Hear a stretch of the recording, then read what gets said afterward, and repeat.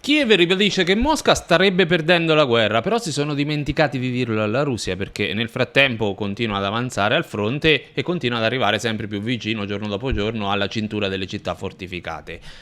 Avanza comunque inarrestabile e non sono io a dirlo perché c'è un quotidiano tedesco che riporta un'analisi della situazione al fronte dell'Ucraina intervistando un generale che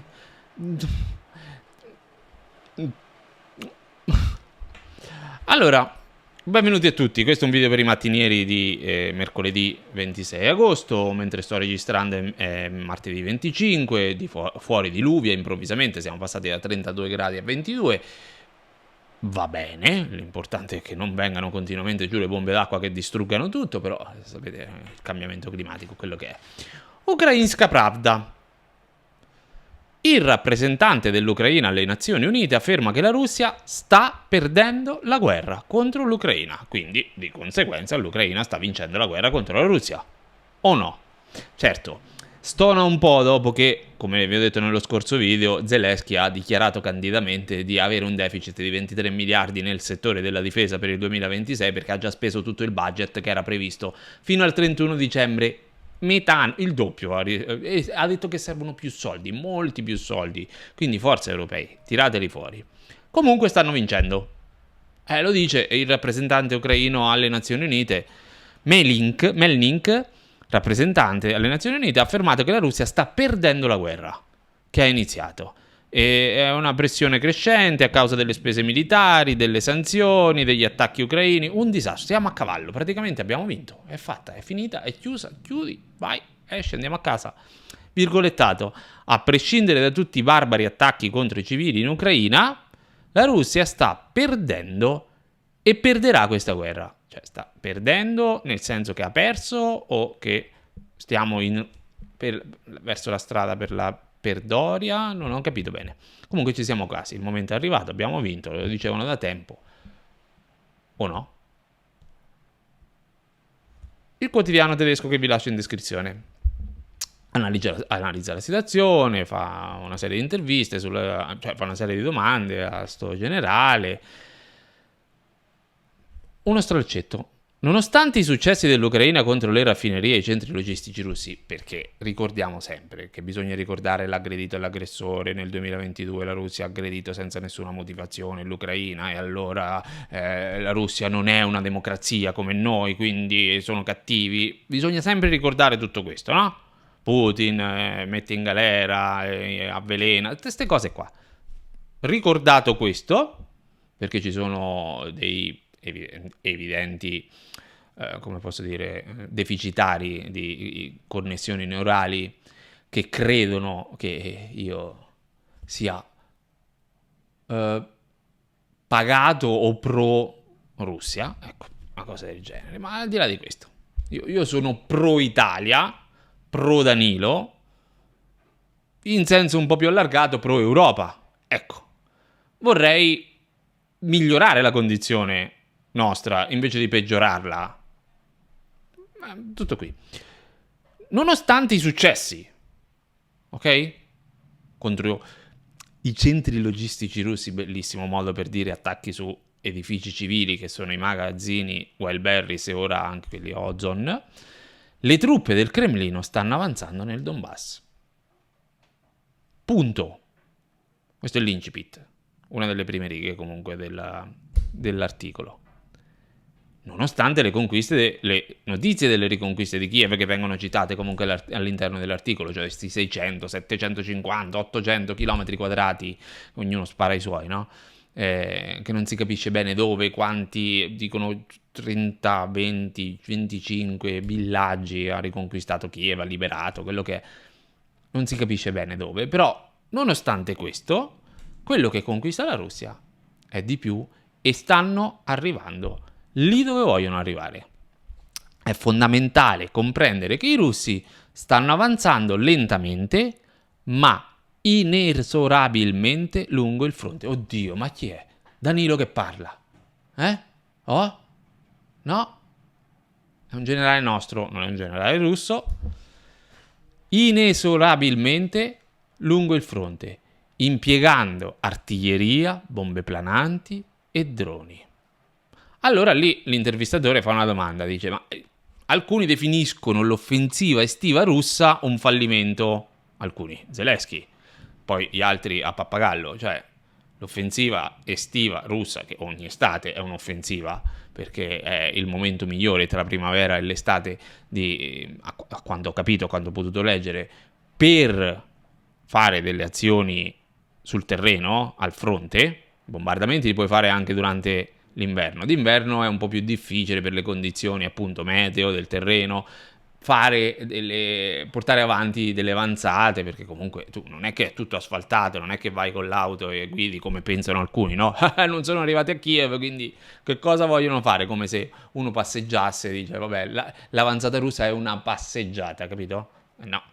E allora il momento migliore è quello estivo. Dicono, alcuni definiscono l'offensiva estiva un fallimento. Tu non ti spingeresti a tanto, quindi, a dire che è un fallimento? Risposta: no, punto. Cioè, l'offensiva russa è un fallimento? No.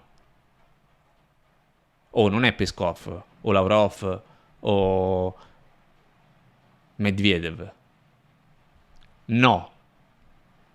Constatiamo che l'offensiva estiva russa non ha soddisfatto le aspettative che noi abbiamo attribuito alla Russia, tra l'altro, poiché l'ampio utilizzo di droni sul fronte lascia poco margine di manovra.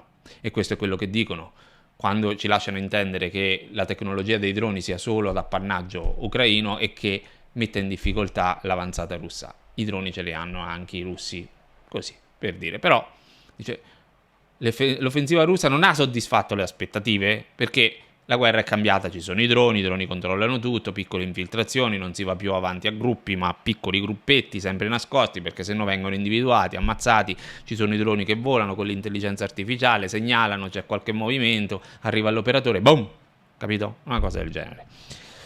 Tuttavia il loro obiettivo principale rimane il centro del fronte del Donbass, quello è la cintura delle città fortificate, Sloviansk, Kramatorsk, Kostantinivka.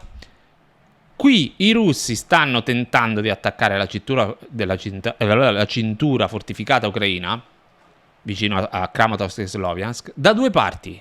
A nord, vicino a Liman, a sud, Kostantinivka. L'avanzata viene condotta in modo implacabile e logorante. Ma l'avanzamento sulla cintura fortificata ucraina è visibile, c'è, è quello. Inutile raccontare che al fronte non conta più nulla, pure se non ne parli sembra che non esista il problema c'è ed è lì che stiamo perdendo la guerra, anche sui bombardamenti in realtà, perché l'economia, la logistica e le infrastrutture ucraine sono più distrutte di quanto non lo siano quelle russe, anche se ci raccontano che i bombardamenti ucraini sulla Russia hanno causato dei danni enormi che starebbe mettendo in ginocchio la Russia, che la costringerebbe poi al negoziato. In attesa che arrivi questo negoziato, intanto è caduto un fulmine, penso qui a 3 centimetri, in attesa che arrivi questo fantomatico negoziato promosso dalla Russia che si arrende, succede quello che sta succedendo. Altro problemino, perché non si parla solo del fronte, si parla anche dei bombardamenti, perché ci dicono che i bombardamenti ucraini sono più efficaci, no? Ce lo raccontano così, o meglio, ci raccontano solo l'efficacia dei bombardamenti ucraini. I Patriot, che sono l'esempio degli intercettori, perché non è solo un problema dei Patriot, a quanto pare è anche un problema di SAMP-T, di produzione di SAMP-T, anche lì non è che stiamo messi benissimo. Sempre lo stesso. La disponibilità di missili Patriot rappresenta il tallone d'Achille dell'Ucraina. I russi ne sono consapevoli. Gli Stati Uniti sono restii a fornire i missili Patriot utilizzati come munizioni. Gli europei ne hanno pochissimi nei loro depositi. Gli Stati Uniti sono restii perché li hanno finiti in Iran. Nonostante la Germania hanno annunciato che riesaminerà le proprie scorte anche per il sistema, e invece no, perché arriva adesso Vadepul che ha passato qualche giorno in Ucraina promettendo a destra e a sinistra di risolvere chissà cosa per trovare i Patriot. Adesso in una agenzia dice non ho trovato nulla ancora. ha annunciato che riesaminerà le proprie scorte anche per il sistema di difesa SAMP-T. La produzione di questo sistema dei SAMP-T è a poco più di 100 missili all'anno, cioè ne producono 100 all'anno. Voi immaginate quanti ne possono consumare ogni notte. Quindi anche lì non è che siamo messi bene a livello europeo. Sulla questione del prometto e poi alla fine bisogna andare al concreto, il ministro degli esteri tedesco Wadephul ha ammesso che la Germania non ha ancora ricevuto impegni dai paesi partner riguardo ai Patriot, perché aveva detto che avrebbe trovato, avrebbe fornito, tutti quanti hanno detto forniamo, diamo. La triste conclusione è: non abbiamo ricevuto nemmeno promesse, cioè proprio non hanno risposto. Ma se ti dicono che i paesi europei che avevano i Patriot li hanno quasi tutti mandati in Ucraina, che fanno quei pochi che c'hanno per le difese del proprio paese? Se ne privano e lo mandano in Ucraina per farli terminare, e poi alla fine cosa? Se ci raccontano che la Russia starebbe per invadere l'Europa, se ammettiamo fosse vero questa favola, una volta che sa che noi non abbiamo più difese, siamo dei ciucci o sbaglio? Ma comunque sia, quelle che abbiamo evidentemente sono ampiamente sotto il limite minimo, da quello che dicono e da quello che fanno, perché promettono e poi non mandano nulla, perché non hanno nulla. Oltre a che non abbiamo i soldi e devono spremerci con altre tasse, perché se no non sanno dove trovare i soldi per mandare miliardi all'Ucraina, che Zelensky chiede continuamente, ne chiede sempre di più. Adesso non sanno più nemmeno cosa mandare come armi, perché abbiamo poca roba, soprattutto quella che conta, che può essere mandata, perché abbiamo mandato tanto delle scorte che dobbiamo riempire con il riarmo comprandole dagli americani, eccetera. Wadephul aveva espresso la speranza di ottenere finanziamenti per la difesa aerea. Il politico tedesco ha assicurato che continuerà a cercare di persuadere gli alleati di fornire questi missili Patriot. Te fai promesse, vendi la pelle dell'orso prima di averlo ammazzato il risultato concreto è questo: 0-0. Allora, dopo che Kiev ha cominciato a colpire con i bombardamenti anche gli obiettivi civili, addirittura rivendicandoli, perché gli obiettivi civili colpiti sia dall'una che dall'altra parte ci sono stati sempre, più o meno direttamente, più o meno volutamente, poi fa tutto parte della propaganda, detriti, non detriti, come il drone ucraino che è caduto in Bulgaria, è un errore. Direzione esattamente opposta rispetto a dove sta la Russia, è un errore. Però, al di là di questo, hanno cominciato a bombardare i magazzini Wildberries senza che nessuno abbia condannato, nonostante abbiano fatto dei morti. Hanno cominciato addirittura a bombardare anche altri magazzini di un altro gigante e-commerce, il secondo russo, o Zone, non so come si chiami. La Russia risponde come conseguenza simmetricamente in modo più devastante sull'Ucraina. Ukrainska Pravda: le forze russe hanno distrutto un centro commerciale e di intrattenimento nel villaggio alla periferia del nord della città di Dnipro. Sempre Ukrainska Pravda: le forze russe hanno attaccato la città di Konotop, e ci sono varie agenzie su questo, nell'oblast di Sumy, distruggendo edifici, ovviamente come riportano le informazioni, un'azienda agricola, e poi però anche le infrastrutture ferroviarie, lasciando alcune zone senza gas. E poi 150 droni dicono di aver intercettato dai russi, altri 2 missili balistici o un missile aria-superficie KH-31. Vabbè, comunque vari bombardamenti che vanno a colpire, senza avere la difesa aerea, gli obiettivi che si prefiggono. Poi vengono colpiti anche altri edifici. L'allargamento dei bombardamenti russi probabilmente anche sugli edifici commerciali, in risposta ai bombardamenti ucraini sugli edifici commerciali. Ma ogni volta gli analisti, quelli seri, lo hanno detto: se tu fai lo scalino, lo step in più e alzi il livello dello scontro, riceverai indietro pari più violenta la stessa cosa. Però ci dicono che ogni volta che facciamo lo step in più è un passo in più verso la vittoria. Aspettiamo.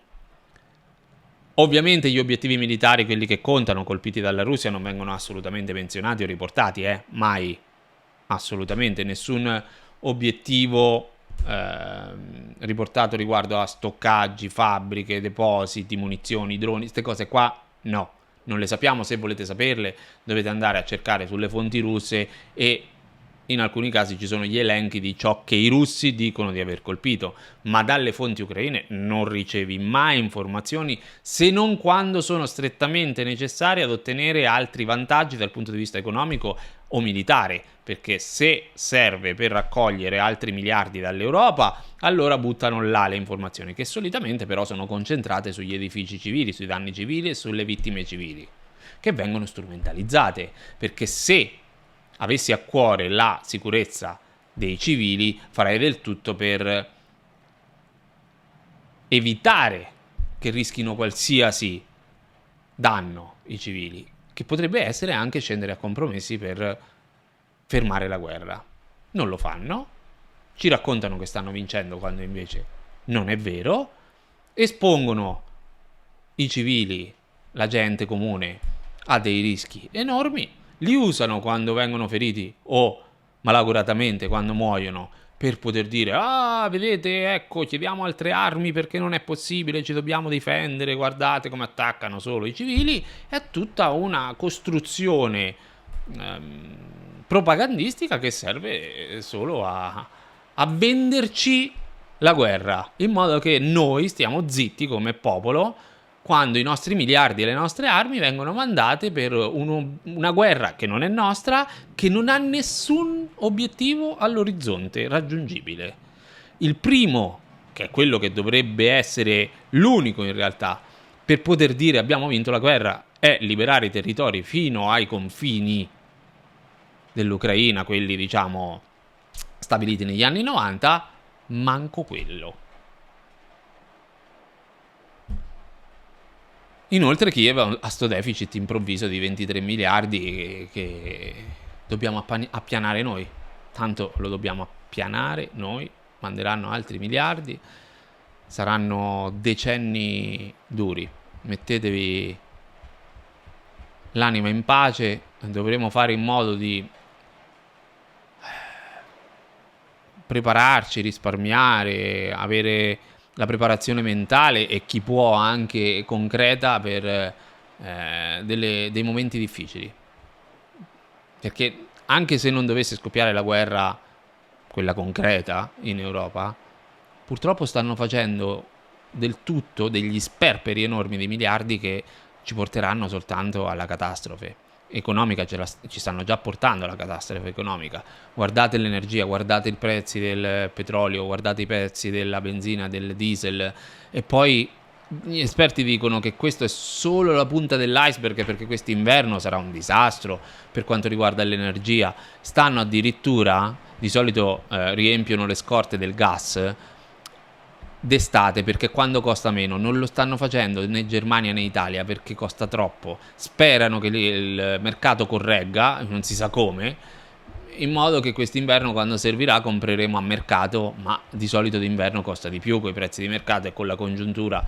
che abbiamo in questo momento troveremo dei prezzi addirittura ulteriormente più alti, dicono gli esperti, che si tradurranno semplicemente in bollette più alte. Qui si parla di un aumento del 50% per le aziende e del 25% per la gente comune, per i privati. Oh, ma stiamo scherzando? Medio.